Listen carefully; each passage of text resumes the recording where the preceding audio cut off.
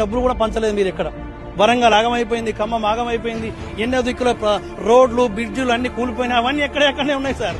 అవన్నీ మర్చిపోయి మీదికెళ్ళి మీరు ఏం మాట్లాడుతున్నారంటే కొత్తగా యాప్ అని చెప్పింది. తప్పించుకోవడానికి ఏదో అంటారంటే ఏదో అన్నట్టు ఏదో చేయలేదు, ఏదో కనబడ్డది కర్రగా తెల్లగా అన్నట్టు తప్ప మీరు బత్తాలేండి సార్ యాప్లు మాకెందుకు.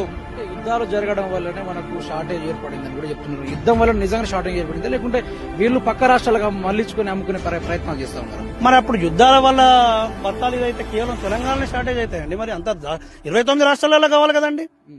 మరి అక్కడ ఎందుకు కాలేదు సార్? ఆంధ్రాలో పుష్కలంగా ఉన్నాయి, వాళ్ళే చెప్తున్నారు.